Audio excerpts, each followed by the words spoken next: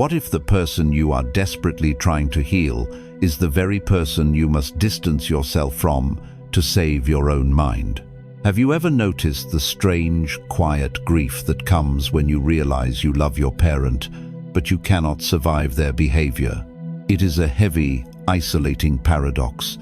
We are taught from a young age that family is absolute.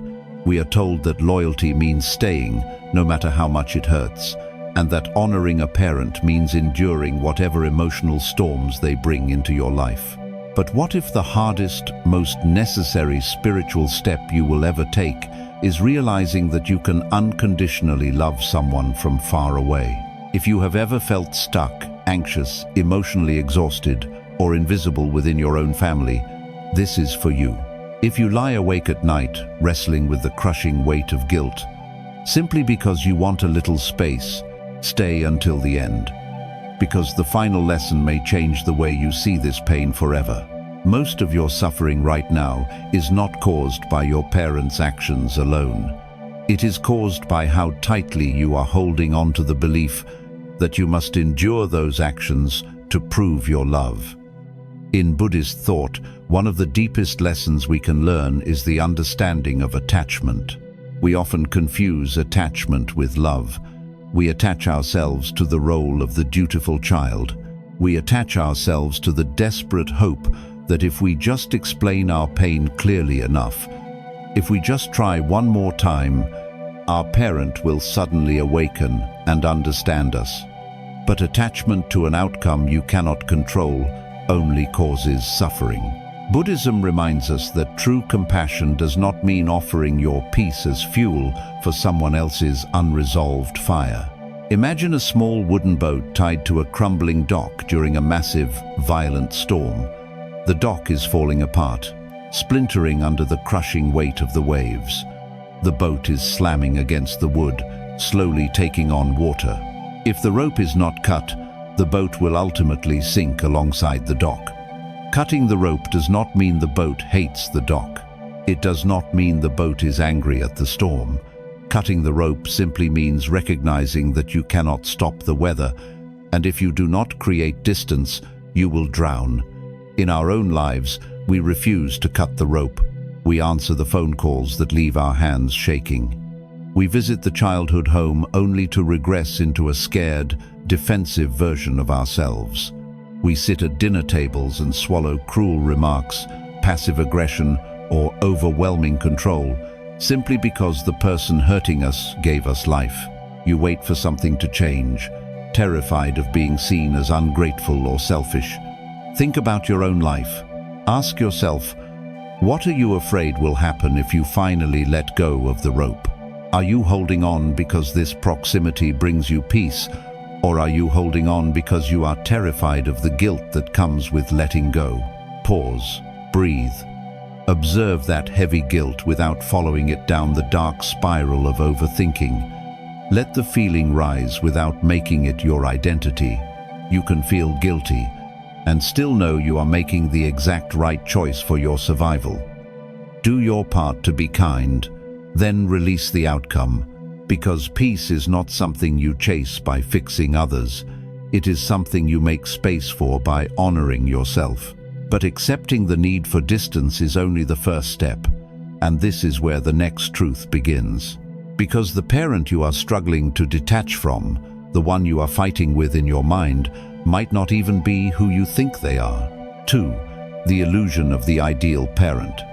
Here is a truth that is incredibly painful, yet profoundly liberating. Much of the exhaustion you feel toward your parent is not actually about what they are doing today. It is born from the exhausting gap between who they actually are and who you desperately need them to be.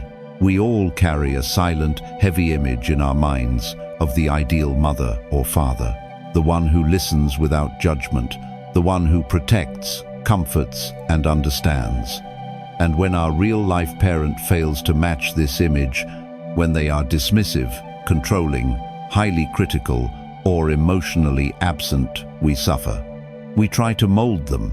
We argue, we explain, we bend over backwards, hoping that if we just find the perfect combination of words, the illusion will finally become real. In Buddhist thought, there is a deep emphasis on seeing reality exactly as it is, rather than how we wish it to be. Much of human suffering arises when we demand that reality conform to our attachments. We cling to a phantom. We suffer because we refuse to accept the fundamental truth of the present moment. That this person, with all their limitations, may simply be incapable of giving us what we are asking for. Imagine walking through a vast, blinding desert, deeply thirsty. In the distance, you see the shimmering reflection of a cool, deep lake. You run toward it, exhausting the very last of your energy, only to arrive and find nothing but dry, burning sand. You might feel betrayed by the sand. You might cry out, demanding that it give you water. But the sand is not malicious. It is simply sand. It cannot give you what it does not possess. Your suffering does not come from the sand itself. It comes from your desperate illusion that the sand was a lake. How often do you return to the dry well of your parent, hoping this time they will offer you a drink of understanding? You call them when you are hurting, expecting comfort, and receive criticism instead. You share a quiet joy, expecting pride, and are met with cold indifference. You keep pouring your energy into the mirage, draining your own spirit, and then you blame yourself for still being thirsty. Think about your own life. Are you holding on to the reality of who your parent has proven to be over the years, or are you gripping tightly to a fantasy of who they could be if they just tried harder?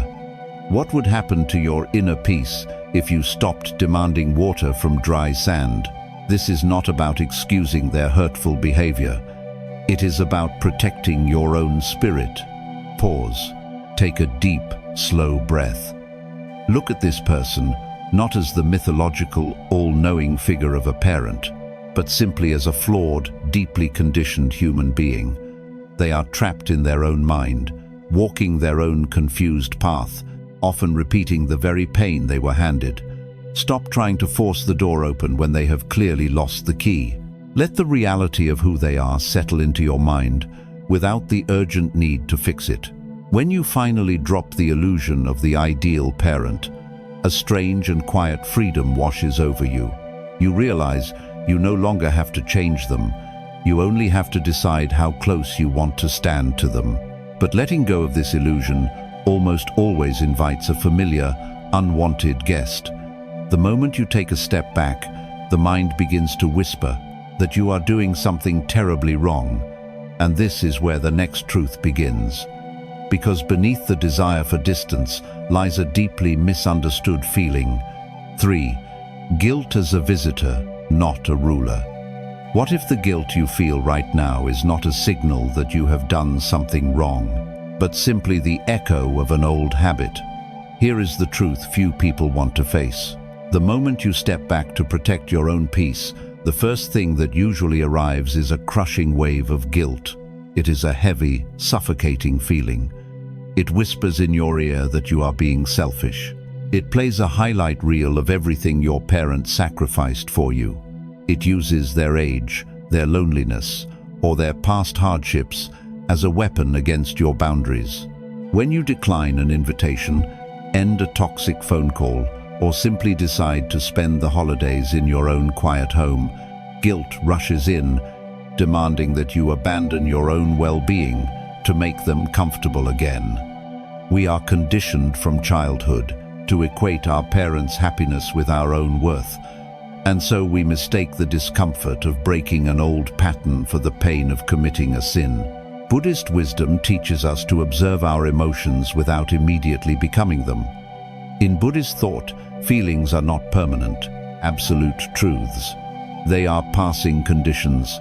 They arise based on past habits and attachments. The practice of mindfulness is the art of sitting with discomfort without reacting to it. When guilt arises, the ego panics. It desperately wants to apologize, to backpedal, and to fix the situation so the uncomfortable feeling will go away.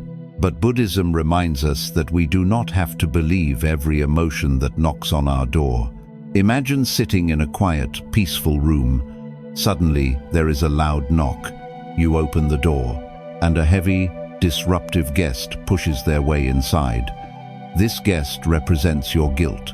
They sit down at your table and begin speaking loudly, listing all the ways you are failing as a child, demanding that you change your plans and go back into the storm. Most of us pull up a chair, listen intently, and obey whatever the guest demands just to make them quiet down. But there is another way. You can let the guest sit there, acknowledge their presence, and simply refuse to hand them the steering wheel of your life. You do not have to aggressively throw them out, but you also do not have to serve them tea. When you decide to distance yourself from behavior that hurts you, the guest of guilt will always visit. It will sit at your table when you ignore a passive-aggressive text message. It will talk loudly when you choose to spend Sunday resting instead of managing your parents' anxiety. Think about your own life. When the guilt rises up in your chest, ask yourself, is this feeling actually telling me I have done something malicious, or is it just the ghost of an old fear? What are you afraid will happen if you simply let the guilt exist without obeying it? Pause, breathe, observe the thought without following it. The next time guilt visits, do not fight it, do not argue with it. Let the feeling rise without making it your identity.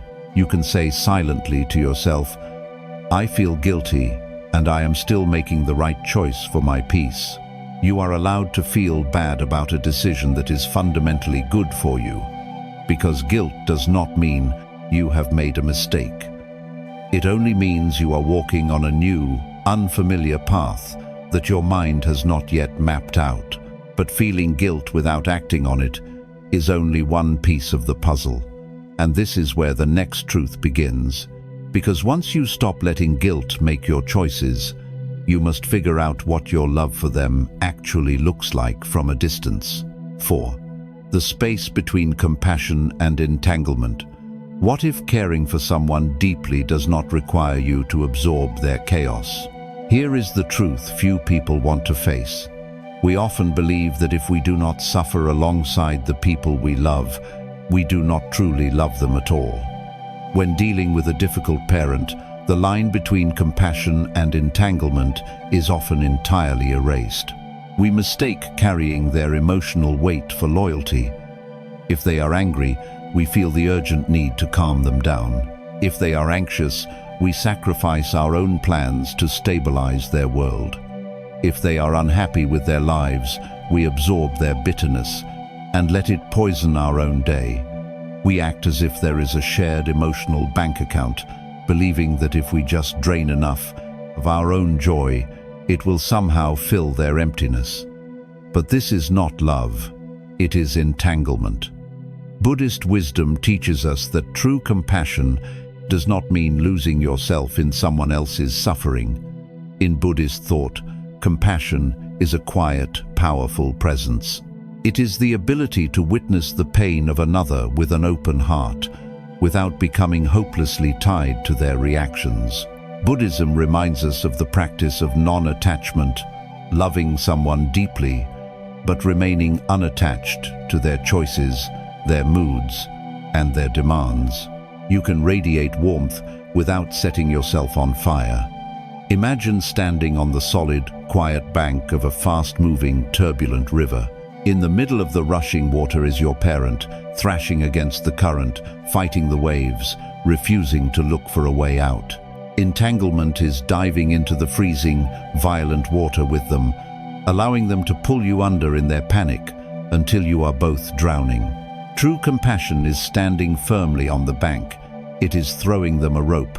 It is offering a steady voice. But it is also accepting the painful reality that if they refuse to grab the rope, you cannot force them. You do not have to drown to prove you care. Think about how this plays out in your own life. You receive a phone call filled with complaints, endless negativity, or subtle criticisms. Entanglement is arguing back, trying to change their perspective, and letting the call ruin the rest of your week. Compassion is listening for a moment with a quiet mind, recognizing their pain, and then gently hanging up the phone, returning to your own peaceful center. You can honor their existence without allowing their emotional storms to flood your house. Ask yourself, when you interact with them, are you offering love, or are you offering yourself as a sacrifice? What are you still holding on to, hoping it will save them from their own current? Pause. Breathe. The next time you feel pulled into their chaos, stop. Visualize the riverbank. You do not need to jump in. Let the feeling rise without making it your identity. You can love them fiercely from the safety of the shore. Do your part. Offer the rope, then release the outcome. Because peace is not about abandoning them. It is about refusing to abandon yourself. But standing safely on the shore requires knowing how to build a firm foundation beneath your feet. And this is where the next truth begins. Because true distance is not just physical, it is an internal sanctuary you must consciously create. 5. Building your inner sanctuary. What if physical distance means absolutely nothing if you are still letting them live safely inside your head? Here is the truth few people want to face. You can move across the country, decline their phone calls, and limit your visits to once a year. But if you are still arguing with your parent in the shower, you have not actually created distance at all. We often confuse physical separation with emotional freedom. You might sit alone in your living room or lie awake in bed, completely safe. Yet your heart races as you endlessly replay old conversations. You anticipate their criticism before you even make a major life decision.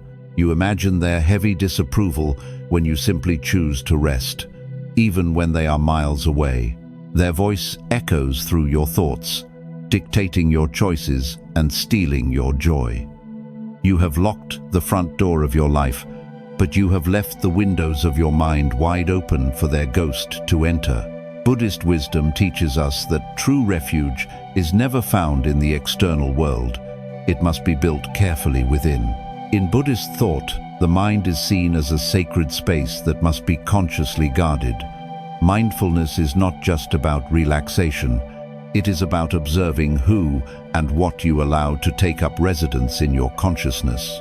When you endlessly obsess over your parents' past behavior or their future reactions, you are voluntarily surrendering your present moment. Buddhism reminds us that we have the power to create an inner sanctuary, a deep, still center that no external chaos can reach. Imagine a single candle burning brightly in a quiet, windowless room. Outside the heavy walls, a violent storm is tearing through the landscape. The wind is screaming, the rain is lashing, and everything is caught in the chaos. But inside the room, the air is completely still. The flame of the candle does not even flicker. The candle does not fight the storm. It does not yell at the wind to stop blowing.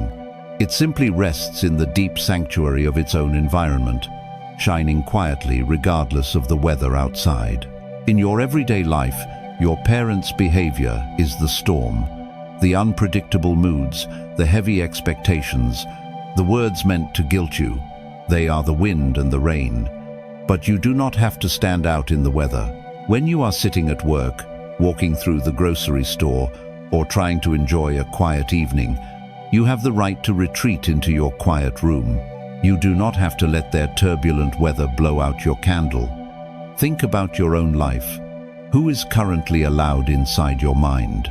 Ask yourself, are you constantly inviting their critical voice into your sanctuary to keep you company?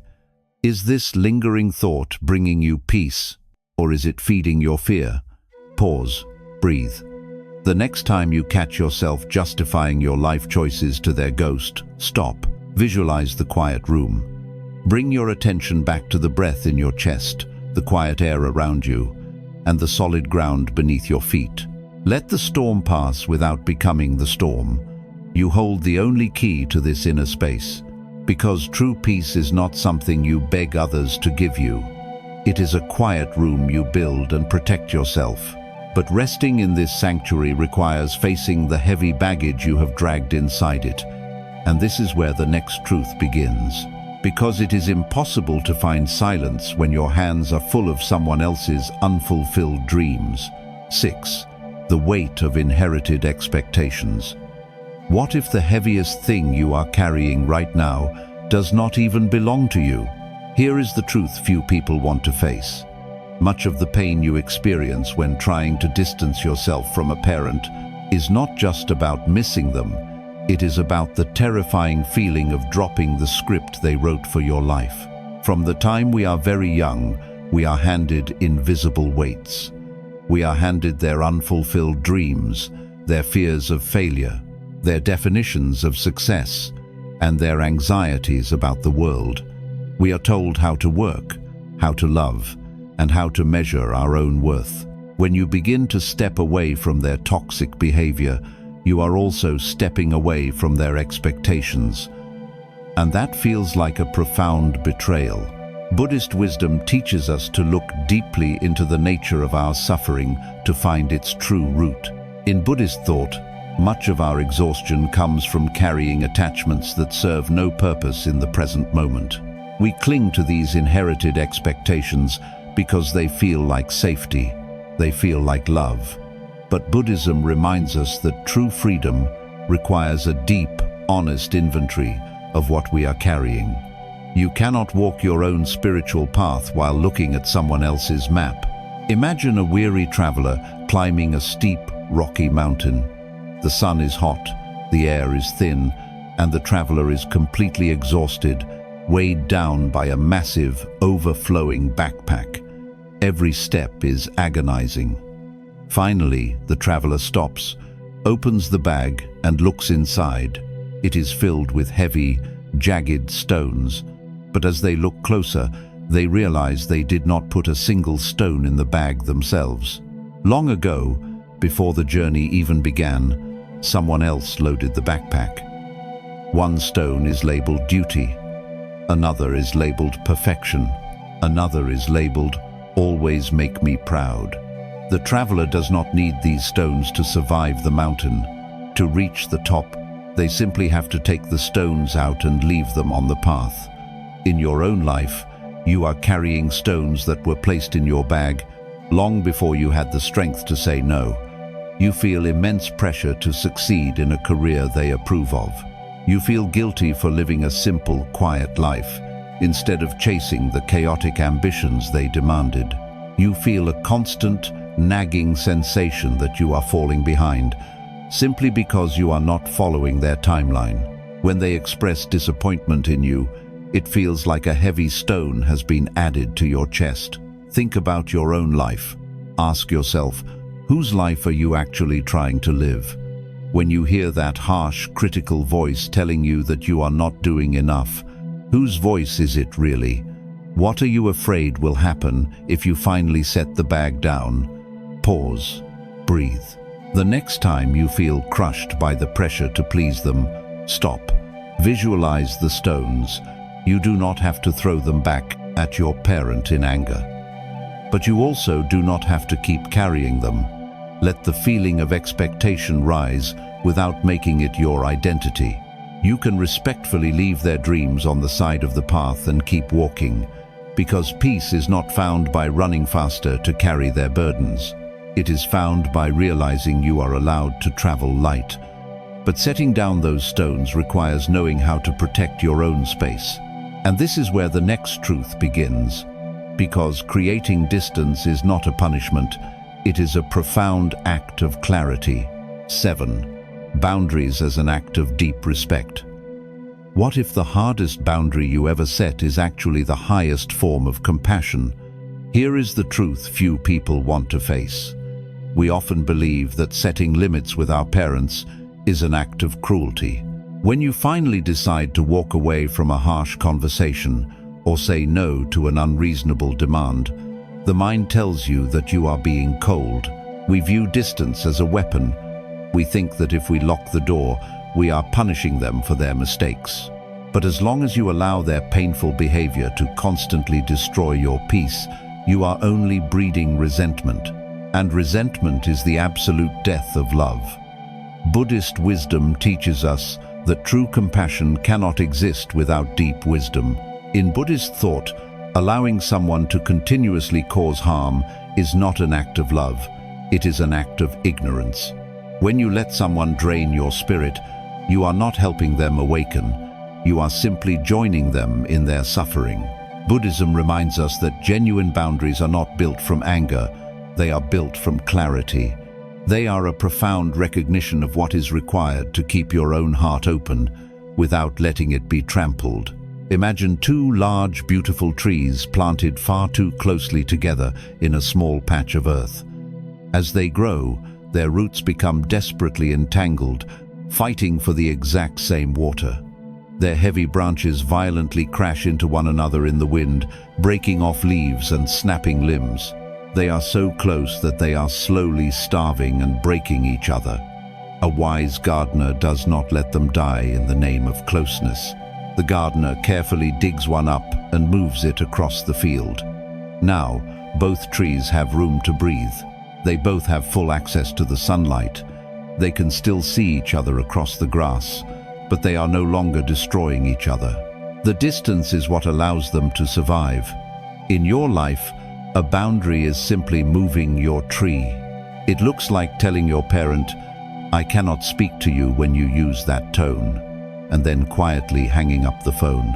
It looks like attending the family gathering for only 1 hour instead of 5 agonizing days.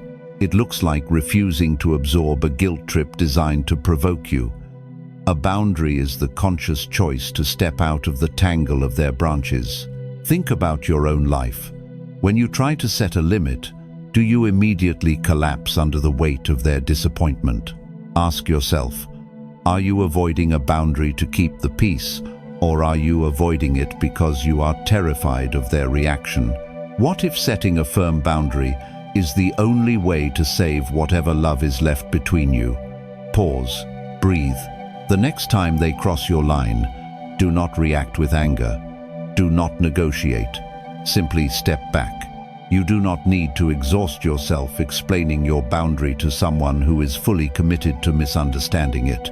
Let the feeling of discomfort rise without making it your identity, because peace is not a negotiation. It is a space you must protect with calm, quiet firmness. But once you finally draw that line and step back, a strange silence follows. And this is where the next truth begins. Because creating distance forces you to confront a quiet, invisible loss you have been running from your entire life. 8. Mourning the mirage. What if the deepest sadness you feel is not for the parent you are walking away from, but for the parent you are finally realizing you never had? Here is the truth few people want to face. When you finally create distance and build your boundary, you expect to feel immediate relief and profound freedom. But often, the first thing that arrives is a quiet, crushing grief. You are not just mourning the loss of contact, you are mourning the death of a lifelong hope. For your entire life, a fragile part of your heart believed that if you just waited long enough, or if you just explained your pain clearly enough, they would eventually understand. By stepping back, you are forced to accept that the warm, unconditionally listening parent you spent your whole life waiting for is not coming. Buddhist wisdom teaches that deep suffering arises when we refuse to accept the reality of the present moment. In Buddhist thought, letting go of an illusion is a necessary, beautiful step on the path to awakening, but it is also deeply painful. We cling to our hope because facing the finality of the loss feels far too heavy to bear. But Buddhism reminds us that reality must be faced exactly as it is. You cannot find inner peace while actively pretending a mirage is real. Imagine sitting on the cold stone steps outside a heavy, locked wooden door. For years, you have sat there in the rain and the wind, knocking until your hands are bruised and exhausted. You convinced yourself that if you just found the right rhythm, if you just knocked loudly enough or politely enough, the person inside would finally open the door and invite you into the warmth. Mourning the mirage is the moment you finally stop knocking. It is the agonizing, silent realization that the door is not going to open. Turning around and walking away from those steps is the only way to save yourself from the cold. But as you walk away, you must grieve the warmth you never received. In your everyday life, this grief catches you in unexpected, quiet moments. It hits you when you see a stranger laughing easily with their mother, or a father gently protecting his child. It is the sorrow you feel when you write out a long, emotional message, trying to explain your feelings, and then quietly delete it, knowing it will only be met with defense or cold silence. It is the painful acceptance that you are officially letting go of the dream that they will one day transform into the parent you needed. Think about your own life. Are you still bruising your hands against a locked door? Ask yourself, what are you deeply afraid to feel if you finally turn around and walk away from the steps? Is the desperate hope of them changing keeping you trapped in a cycle of familiar pain? Pause, breathe. The next time this heavy wave of sadness washes over you, do not run from it. Do not tell yourself you are weak for mourning an illusion. Let the feeling rise without making it your identity. Sit quietly with the grief of what you never had, and allow it to pass through you like dark clouds drifting across an open sky. Because peace is not found by pretending the wound does not hurt. It is found by allowing the grief to finally wash you clean. But walking away from that locked door is not the end of your story. And this is where the final truth begins. Because once you stop waiting for them to give you peace, you discover where peace has been waiting all along. 9. Peace, independent of approval. What if the very distance that broke your heart is exactly what finally heals your mind? At the beginning of this journey, we spoke of the quiet, crushing grief of loving a parent while desperately needing space from their behavior. We spoke of the heavy guilt, the illusion of who they could be, and the endless exhaustion of waiting for an understanding that never comes. For so much of your life, you believed that your inner peace was something your parent held hostage. You thought that if they were disappointed in you, you could not be happy. You believed that until they finally saw your true worth, you were not allowed to rest. But here is the final truth. Your peace was never dependent on their approval. It only felt that way because you were taught to hand them the key to your own heart. Buddhist wisdom teaches us the profound liberation of letting go.